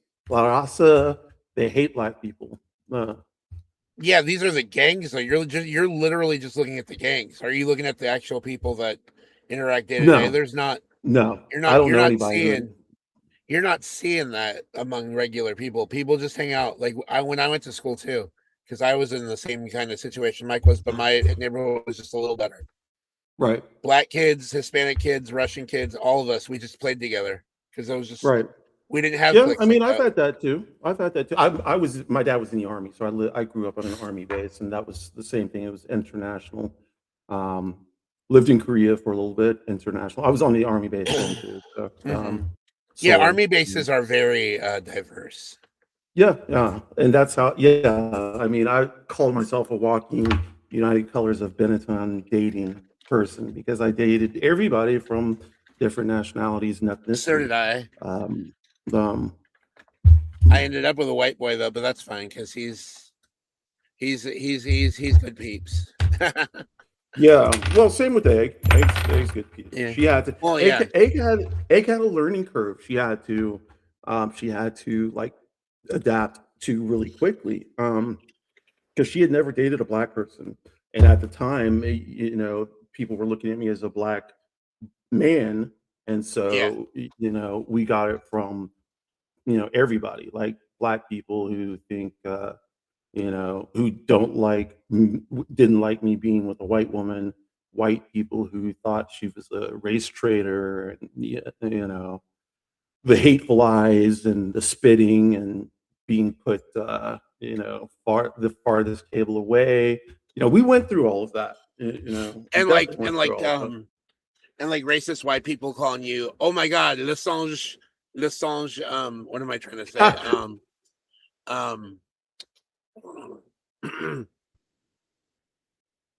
I think that's all I had to say. I was gonna say big, but I totally blinked on the word, and I know how to say big, but it's like, yeah. But you already know what I was saying. No. Yeah. I don't have to say it out loud to the people because that's not something I'd ever call a black person. That's fucked up. Right. But like you would have a racist black person say that to you, like that. Yeah, that's probably happened. I mean, you said in España. In España, they do that to the players all the time, like the black players on the teams. Yeah, well, that Spain, Italy, Italy is extremely racist. Italy has black men leaving off the pitch crying because they're throwing bananas and making monkey sounds. So yeah, I have a low tolerance when it comes to Italy as a country. Now, the people of Italy may be nice, and I'm not saying the entire people but of the Italy sports are fans bad, are usually going to be more conservative in general, which is why you would get that kind of racism at like a match, because those fans are like, I've noticed it's not universal, but I've noticed that a lot of sports fans tend to lean conservative. It just seems to be a thing, although there is a large group of people who are on the other side of the spectrum that like sports too, but for different reasons potentially or whatever. But like, I feel like sports is the one thing that kind of does bring liberals and conservatives together. But the conservatives that are sports fans seem to tend to be very like passionate about everything that they do and say, whatever. Like, that's why I'm saying, like, with the racist specifically in sports, if you're running into racist fans, especially conservative, well, I mean, most of them are going to be conservative, although there are I don't understand racist liberals, but there are a lot of racist people out there, and it's just they've become emboldened to do crazy shit. It's crazy shit. People tend to think they can put their hands on black people and not expect something in return. And the reason why I'm saying this is because I'm in a group on Facebook that says crazy shit white people do, and it's literally all about white people like picking fights with black people and then get the shit beat out of themselves and wondering why, you know? And I'm like, well, you can't push it, you know, it's just, it's in this day and age, you just can't do that, you know? It's just not smart. I have a story from the early 90s. I was a kid. So I was like around 10 years old. I was right in front of my church. I was walking, I think I was walking either from school or wherever. I was just in my neighborhood. And this car pulls up, slows down a little bit towards me, and they yell the word "spick," and I don't hear it at first because I'm like, I don't know what that means. Right. But then I realize though that they're looking for trouble, so they say "spick" to me. And they keep saying "spick." I'm like, what the hell is "spick" and what's going on? And I'm like, I turn around, see these two racist, older, like middle-aged white guys. I'm like, do I need to run? So then, like, I'm in front of my church. It looks like one of them's going to get out of the car. I'm 10 years old. What the fuck are they doing to a kid? I run into that church. Well, not into the church, but like into the back of the church and then through the gate. Fucking like, I bolt. I'm like, I'm like a sprinter, like getting out of there. I found out later on that word was a derogatory term for Hispanics. Yeah. Well, and I'm not Hispanic. So that was weird. That is true. But I am brown, so. You are brown.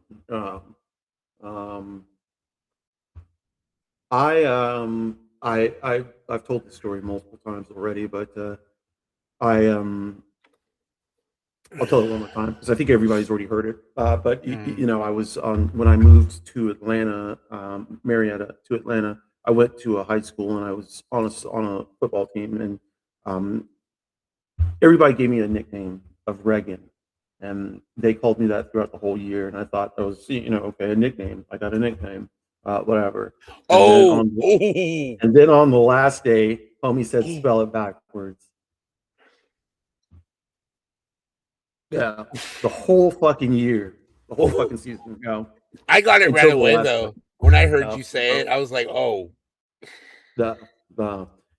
So you know, and so it doesn't surprise me. I've had it my whole life. It surprised me. That surprised me. But that kind of. So were they trying to call you a backwards N-word? Yes, they were. No. Trying I mean, like, they were. No. I mean, that's the literal thing they were doing. But I'm figuratively, were they trying to call you a backwards N-word? Like somebody who's backwards. Like slow or whatever. No. It was, they were just calling me the N-word. No, I know. But like, yeah. But like for me, like thinking about that, like it's so upsetting. Yeah, it was kind of rough. I was not. It was, you know, I lost a lot of friends after that. Let's just say that. Wait, some of your friends came in or got in on that? No, there were people I thought were friends, and I had to, you know, I can't really hang out with them anymore. You had to reprogram that because you're like, nope. You called me. You called me the worst president in the last. Well, no, the third worst. Oh my God, how many presidents? Anyway, no, because I said Reagan, like Reagan, you know, the actual president, not the other word, but like it sounds like that. I'm like, so you know, like racism, you know, and even online, it's kind of crazy, you know. Oh, it's more emboldened online now. Crazy online. Like the stuff you hear online and see online now. There's just so much. Right. And some of it might be provocateurs, like people who get paid to do it, or like you know, outside governments and stuff, like for the U.S. specifically, like trying to stoke division. Right. A lot of that is actual people. A lot of people who are just ignorant.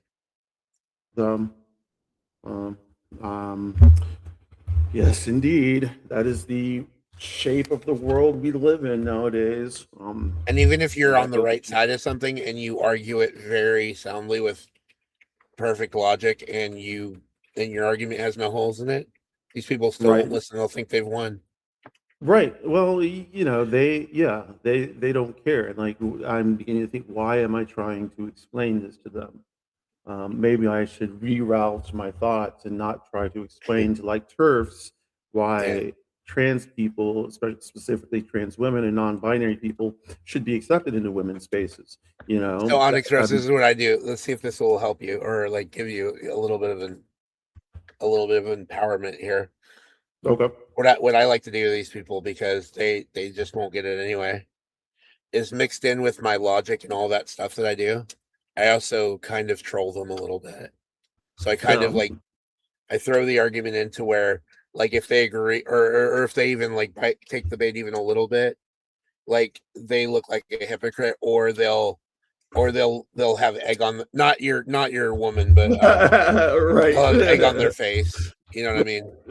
Right. Like, I don't mind playing with these people for a while. Like, I will answer back and forth, and then I'll just stop answering. Trump likes it. He's a masochist. Yeah, Trump likes it. Yeah. So Ecuador is up 2-1 in the 85th minute. Yeah, they're gonna win.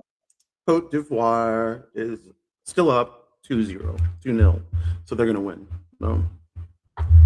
Yeah. I've seen. Yeah. Go ahead. Cote d'Ivoire then becomes the second place team. Ecuador advances as a third place team if this holds. Yeah. And Germany is still Germany still wins Group E, but they will be tied in points with Cote d'Ivoire because the first tiebreaker now is not the goal differential anymore. It is the head-to-head, and Germany did beat Cote d'Ivoire. Right. Yes. I don't like that, but I understand why they did that. Yeah. But yeah. So Cote d'Ivoire will be second, or no? Yeah, they'll be second. Yeah, Ecuador will be Ecuador will be third, and Ecuador would likely go advance as a best third place team because of their 4 I think points. so. I think so. We'll see how that shakes out, because only the top 12 of those remaining third place teams after the top 2 of each of the 12 groups will advance. Okay. Yeah. Yeah. So, this is exciting. We've been watching Cote d'Ivoire, and they're a good team. So I'm happy that they are advancing.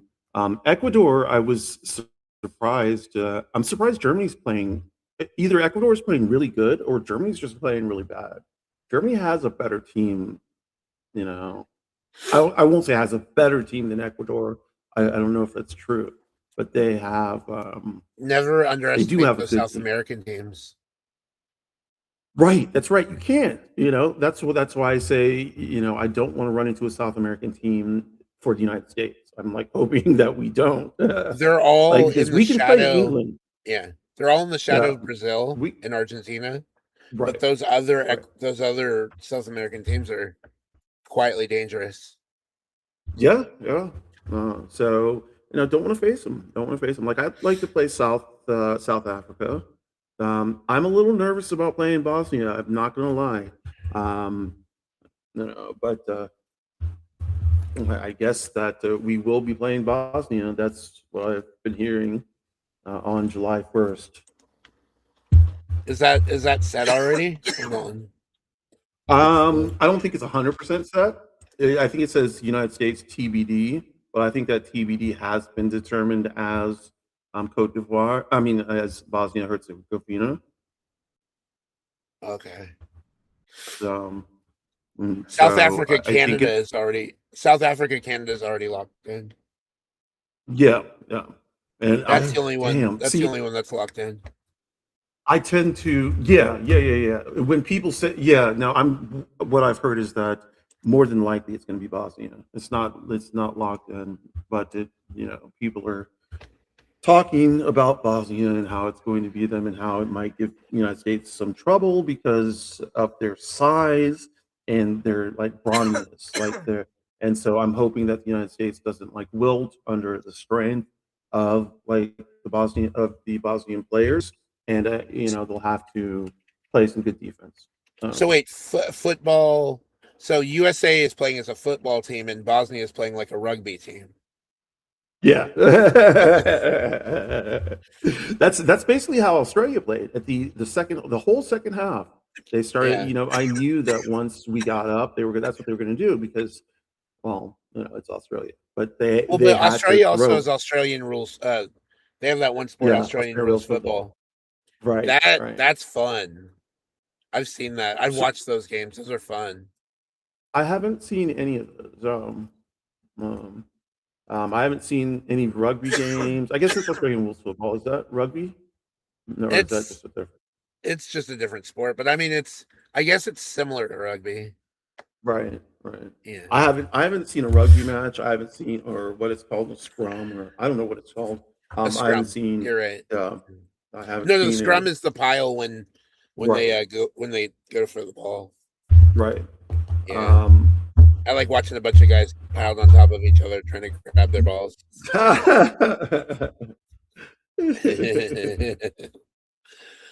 Yeah, that's fun. Mike's yelling at me. He's like, Sturgill. Yeah. Okay, so almost 90th minute. We are still. Well, you know how I know it's almost 90th minute because we dedicated to go live for a full 2 hours, basically, and it's almost up. Yeah. Okay. Yeah, it is. Yeah, it is. Well, that's what? That's good because after this game, then it's Tunisia, Netherlands, and Japan and Sweden. Were you about to say Jap? Were you about to say Japland? Jap. I was about to say Japan instead of Japan.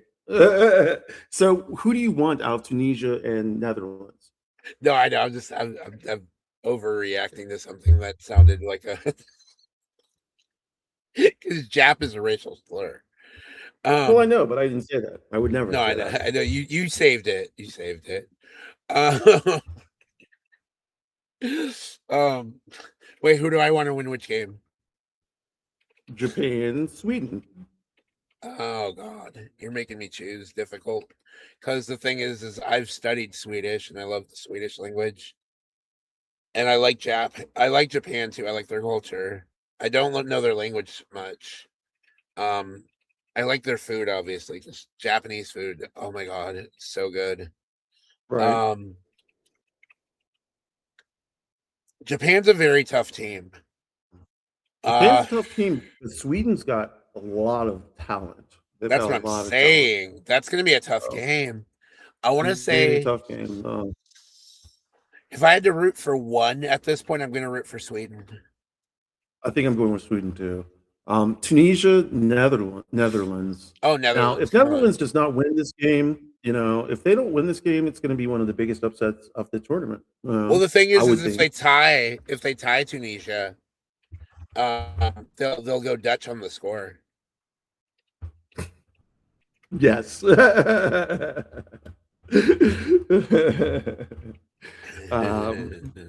yeah, and then after that is Turkey, and USA and Turkey. Thank you. Mm-hmm. Turkey and Paraguay and Australia. Ooh, wow. That one's going down tonight too. So I'm not a big fan of Australia's team. I did see an Australian A-League game that was amazing. I can't remember who it was. Melbourne, I think, and Sydney FC.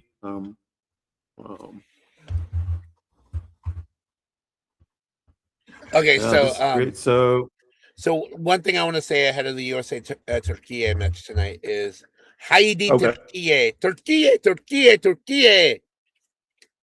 I have no idea what you're saying. Bizim çocuklar. I'm rooting for Turkey tonight. Are you? No, I was. I want to see if that gets clipped. I am rooting for it's kind of funny because I don't root for America in anything except for football, or I should say the United States of America. I don't, I don't rep. I'm not really a big rah nationalist type person, except for World Cup time. Well, yeah, because that's that the World Cup. It's okay to be it's okay in this specific tournament to be nationalist towards your team. Right. Not And really, yeah, it's really only football. Like I don't extend that to anything else. not you Like didn't it you weren't really is rooting for on the the pitch. USA in the World Baseball Cup. Shit, I didn't even know there was a World Baseball Cup. Yeah, Venezuela won it this year. I didn't know there was one. They beat the US in the final. I had no idea there was a World Baseball Cup. I learned something new every day. I've Japan won never it. heard that. Japan won it 4 years ago. Okay, is it every Japan, 4 years?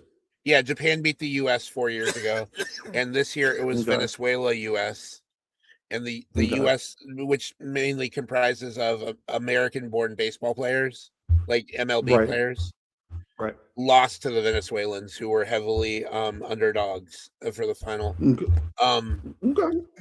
Yeah, and that was after the invasion, so I mean, huge deal. But what was I going to say? Yeah, no, World Baseball Classic. So a lot of the players in the World Baseball Classic are major league players, but they a lot of them go to the team that they were born in, like Venezuela, Dominican Republic. You know, because there are a lot of players. There are a lot of Dominican players, Dominican players in baseball. Sure, it's like that's like probably like 25% of baseball right now is Dominican.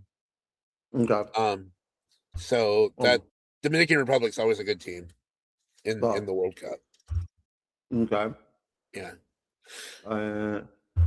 Too bad they're not good in football. Yeah, no, their preferred sport's baseball, just like Cuba. Well, Haiti's more of a football. Haiti's a football. Haiti played last night. They didn't win, but they played last night. No. Haiti showed up. That's what I'm saying. So Haiti qualified for the World Cup, but they just showed up. They made Haiti change their jerseys because they said their jerseys were too revolutionary or some shit like that. It had I guess it had something to do with the uprising, and they didn't want to make it political or some shit. Well, but the World Cup is the thing that people need to realize is that FIFA is very political. And FIFA's they try to act like they're not. Right. And no, nobody's falling for that. Nobody's falling for their shit. Nobody's falling for their shit. Oh, the Germany game's almost final. The Germany game's almost final. No, it's not final yet. No, there's 7 minutes of extra time. Oh shit! Yeah, and we're in the 97th. 6 minutes. In the 97th minute, yeah, it says +7. It says +7. +7. Yeah, they're done. That's good. I can't believe Germany's going out. They're not going out. Why do I keep on thinking that they're not going out? But still, no, they're not going out. They're still the first place team, but Ecuador need to win this. Ecuador needed. Yeah, they must have rested some places. It's players. Over. Well, that's good. I would have rested some players if I could have, knowing that I didn't need to win this. But like Mexico, I would have wanted to win this. If Germany fielded a younger team and didn't want to win that, I'm trying to figure out why. But yeah, it's full time. So those two games down, Cote d'Ivoire. I think nobody. I don't think either. I think Ecuador is surprising to some people. Maybe it's surprising to me because I thought Germany would show out better. But Cote d'Ivoire, that's not surprising at all. So yeah, Cote d'Ivoire. That's the story of the tournament right now. That's right. All I'm going to say. The small West African country of Cote d'Ivoire. Right. They were previously colonized by the French, obviously.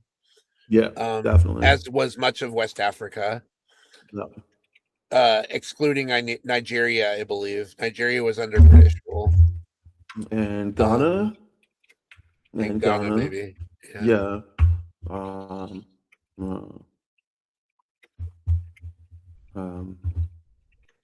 Liberia is also. Liberia. Well, no. Liberia was created for Black people to come back to Africa. Oh. No, but before before the creation of Liberia, what was that land? I don't know. Yeah, I don't know because what its name was. that was for freed basically mostly American slaves. They Right. repatriated Africa by going to Liberia. And that's why the official Yeah. language of Liberia is English, and the capital is Yes. Monrovia, which was named after President Monroe, I believe, Okay. and the Monroe Doctrine. So I'm trying to. Okay. Um, the original name for Africa. Do you know that? And this is so. It wasn't. It's not like Africa is not the real name. What? Let me see. After doing some very, very brief, it seems that complete Jambalambala, bullshit. eh, Okay, eh. so let me This see. Let time me go for back. Africa, This is 2020. Jambalambala, eh, eh.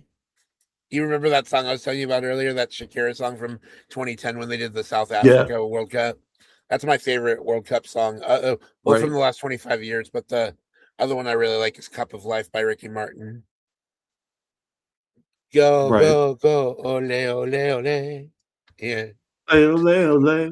Oh. Sorry, something just kicked me out. I'm trying. There's Alkebulan. Alkebulan is widely cited in Pan-African and Afrocentric circles as the oldest indigenous name for the continent of Africa. It translates to Mother of Mankind or Garden of Eden. I see that. Yeah. So yeah. And the ancient Egyptians called Africa Kemet, the Black Land. Yes. They called the southern part of what is now Egypt. Like below Kush. Kush. Referring the dark, fertile soil along the Nile. Yeah, they weren't talking about the people; they were talking about the soil. And the Kushites. Hold on just a minute. What's up, Gooby? Good. I'm in a live, so yeah, cool. Okay. Okay. I have clothes on now, by the way. I mean, a shirt. That's good. I've had a shirt on now for the last like 20 minutes. Okay. Yeah. Well, no reason to get dressed on, my behalf. You can go ahead and. You saw a little nipple earlier. I saw a little nipple. I caught the nipple. It wasn't on the live, but it was in the preview. No, yeah, we kept it. We kept it strictly PG on the live today. PG-13. No, PG-13. PG-13. All right. Well, Sturg, we're gonna have to wrap this up. I know. We're at 2 hours. Home. Like we said. Yeah, we're at 2. Yeah. So that was fun. We'll have to do it again. We did a lot. We loved it. Thanks for coming in, everybody in the comments. We're gonna do this again in a couple weeks, maybe even sooner than that. Yeah, we'll see if we can get Brandon to pop in. I think he's still in the chat, maybe not. But yeah, do you want to plug anything? You got anything going on recent or coming up? Well, I mean, our revamped Tuesdays with Two Gays every week still. We changed. We have a bunch of new segments. We don't have FMK anymore. Yeah. We were told by my head editor over here, my man of 12 years, that he didn't really like that segment, so we cut it out, and we put different things in there. We have a lot of new good ideas. If you haven't watched the recent one yet, you've got to go and watch and see what we talked about. We had a fun segment where we had to argue two different sides of an issue, and even if we didn't believe our side, we had to come up with arguments it was like a minute or two to explain both sides of the argument. And this last one we just did was neighborhoods. Are they necessary or not? Yeah. And I obviously argued the perspective of neighborhoods are good because they offer safe spaces for people in our communities. And then I listed some really historic ones, like Stonewall's in the one of the neighborhoods in New York, right? That started the whole Pride movement. And then I was talking about Chicago has North Halsted, which is Boys Town. That's the nickname. Right. Right. Midtown is Atlanta's Midtown. Right.